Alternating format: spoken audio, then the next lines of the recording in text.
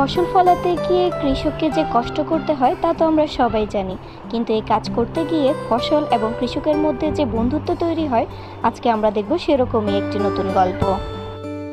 এই যে আমার ছোট বন্ধুরা, কেমন আছো তোমরা?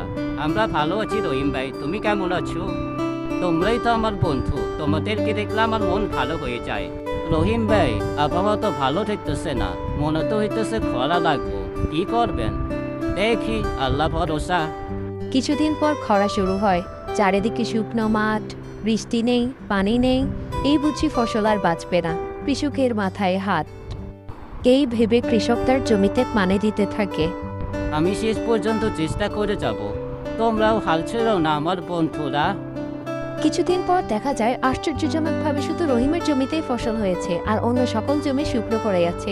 কৃষকেরা অবাক হয়ে জানতে চায়, এটা কিভাবে সম্ভব হয়েছে রহিম? রহিম বলে, আমি তো শুধু পানি দেইনি, সাথে ভালোবাসাও দিয়েছি। হা হা হা হা হা। বন্ধুত্ব কখনো একতরফা হয় না। যত্ন দিলে ভালোবাসা ফিরে আসবে।